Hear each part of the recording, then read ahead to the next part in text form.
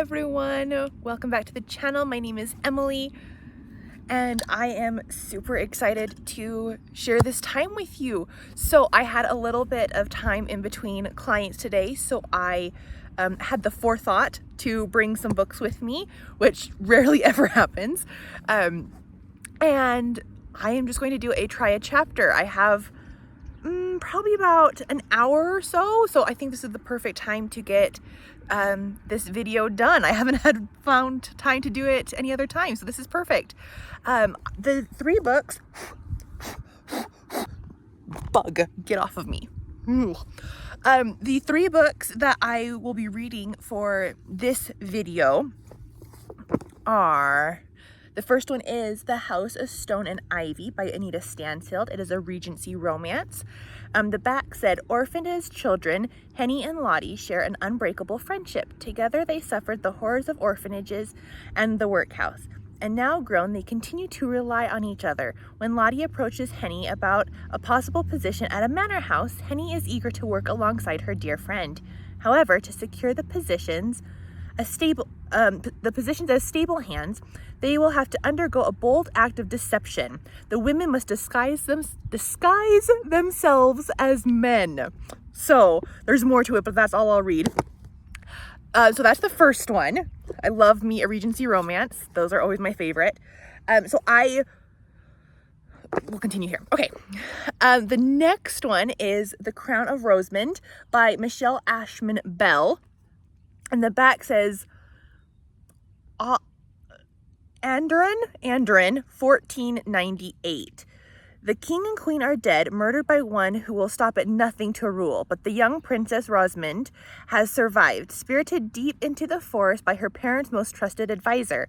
There she finds refuge in a small cottage and a new life, one in which she must play a role that will ensure her survival. Soldiers are combing the countryside searching for the lost princess, and they will not rest until she is found and executed. So there's more to that as well, but that's all I'll read there. So it looks a little like medieval-ish. So that one should be an interesting one. And then this last one, The Rules in Rome by A.L. Seward. I think that's how you pronounce it. Let me get this right. There you go. So the back here says, with Hitler's forces firmly entrenched in Europe, countless heroes seek to end the madman's reign. Bastin Lay is one of the best. Working in Italy for the Office of Strategic Affairs, he has been tasked with sabotaging German convoys. When his team kills an officer headed for Rome, the man's similarity to Bastin is undeniable, and seeking an opportunity to turn the tide of the war, Bastin makes a bold decision. He will assume the dead officer's identity. He becomes Diedrich, an Iron Cross-wearing German officer, an ideal position for which to infiltrate the Nazi ranks in Rome. To help with his stressful assignment, his superiors send him a reinforcement in the form of the lovely Gracie Benet, an intelligent and eager radio operator with absolutely no undercover experience. So then it goes on from there. So different genres, different authors. I have been interested in these authors for many, many years, and these books specifically for a while. I have never read any of these authors before, so that's going to be very, very exciting. I think what I'm going to do is I'm going to start with The House of Stone and Ivy. I'll read that and then I'll come back on whatever one I choose. I will put on my July TBR and read that during the month of July. And then I obviously want to read all of these. I got them from the library, so they're available there. Anyway, I will start reading this first chapter and then we will go from there. Okay, so I just finished the first chapter of House of Stone and Ivy by Anita Stansfield. It is like textbook Regency romance, the start of one at least. We follow Henny, who is really Henrietta, but her nickname is Henny, and she is working at an inn with a boss that's a butt, and there's a lot of, not appropriate things happening at the inn, and the guests are all, drunken men and different things like that. And so she is ready to kind of move on. But then one night, a nice man comes in, and come to find out that it's her best friend from the orphanage that she grew up with, Lottie.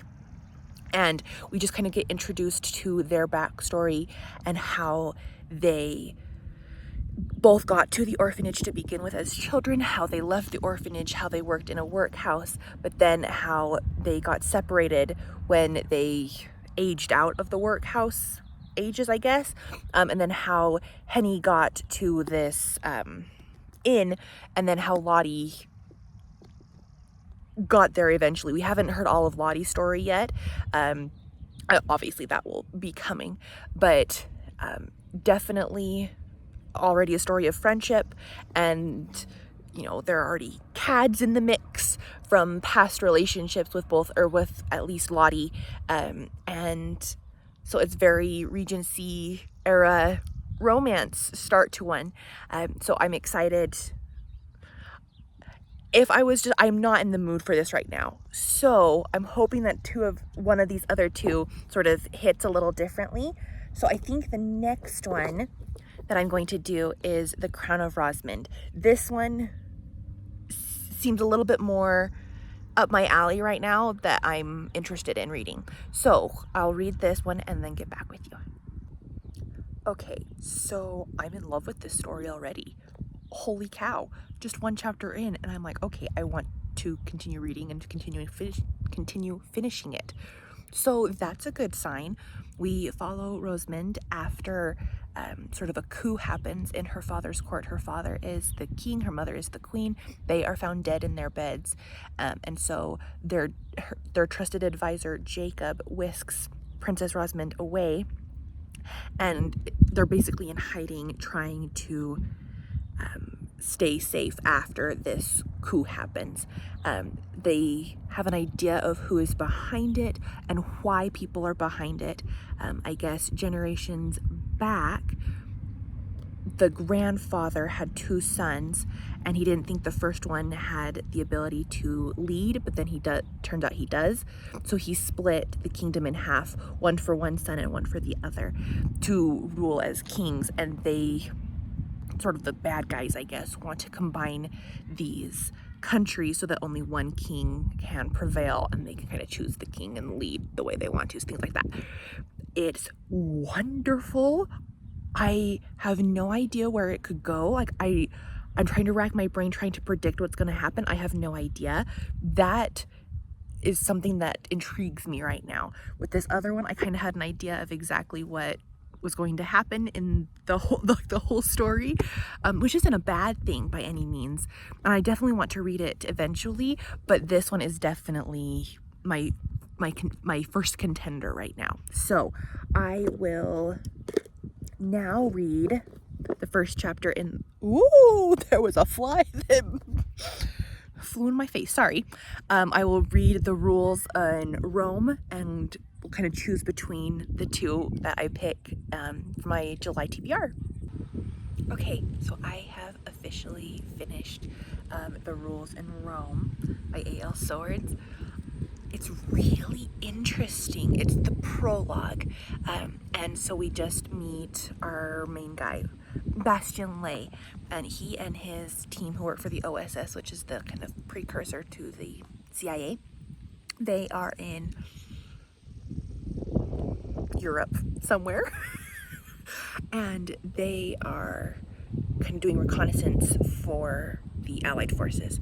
And he's in a 4-man team, and all of a sudden some Germans come and they attack, and anyway, all of the Germans die. And as they're going through all of their things, trying to find anything related to war efforts that they can kind of pass back to their people, they realize that one of the officers, the German officers looks exactly like Bastian. And so they come up with this scheme to have him take this place of this dead German officer and head to Italy so that they can kind of learn more about sort of the enemy's plans for the war, etc. And so it just kind of the start of everything. Chapter 1 looks like it's from more Gracie perspective. It is third person, but it's more Gracie's side of things, who is our female main character. So I don't know anything about her yet, but just based on time and just the kind of first chapter / prologue, I think I'm going to continue reading The Crown of Rosamund. So that will be fun. I will keep you updated during this vlog. I think I'm going to continue reading it and then kind of update you on this vlog and then post it. So stay tuned for the next clip as I continue to read. This is really, really good, guys. Hello. Okay, so I have finished The Crown of Rosamund. Holy cannoli. I am in my car because I'm in between clients, and the AC is on because it is like ridiculously hot outside and I don't want to sit in a hot car. So if you hear some AC noises, that's why. Anyway, I finished Crown of Rosamund by Michelle Ashman Bell. It was fantastic. Definitely geared more towards teens, but it didn't feel like a teen angst book, because I've read some of those recently and I was like, you know, but this one didn't feel like that at all. We follow Rosamund on the heels of her parents' death. They were killed in their beds by someone who was very, very close to them, who is now kind of overrunning the kingdom with like higher taxes and just being a big old meanie bully butthead. And so she gets sort of whisked away by their trusted advisor, Jacob, and he protects her from this bad guy. I can't remember the bad guy's name. Anyway, so they are in this forest and Jacob starts to teach Rose kind of how to fight physically, but how to fight as a queen. And how to kind of stand up for herself and how to rule her new country, because eventually she's going to have to go back to her kingdom and be like, no, I'm really alive. This is what happened. He killed my parents, all these things.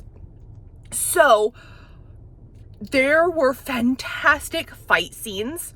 There was a bunch of found family. You follow Rosamund through kind of the ups and downs of learning all of these new skills and learning about all of the bad things that are happening to her kingdom. And she finds new friends, and there is a slight, like a sprinkle of romance throughout. I didn't need that. Actually, I feel like it would have been better had they just been friends, at least in this first book, because I found out that it's a duology. You better believe that I have the second book on my Kindle already. Like, it is there ready to go. I can't find an audiobook, so I'll have to actually find time to sit and read. But it's there. Anyway, it was truly one of the best books I've ever read. It was wonderful. Wonderful, wonderful. I loved the fight scenes. I think I said that by the 5 bazillion times. I loved how the character of Rose was very like uncertain at first, and her character arc grew immensely, which I love. I love strong characters, whether they're men or women, that learn who they are and kind of fight for what they believe in. I struggle with passive characters. And I've read a lot of passive characters recently, especially the female main character. And that is really hard for me to read. This was not that at all. I started this book on a Tuesday. I finished it, I think, on Friday. I cruised through it. I absolutely loved it. So wonderful. Definitely recommend. This was such a fun project. And I am super excited to continue reading Michelle Ashman Bell books, because she has quite a few, I found out. And then the other two that I read in the first couple clips that you saw. Anyway, this was a fantastic project. I hope you enjoyed it. Definitely pick up this one because it is 1000% worth it. Fast paced, super fun, very, very interesting. All the books will be linked in the description below with all the other good stuff down there. Let's talk in the comments. do you like fight scenes in books? Do you like more action adventure books? Let me know in the comments. Let's chat down there. Talk to you soon. Bye-bye.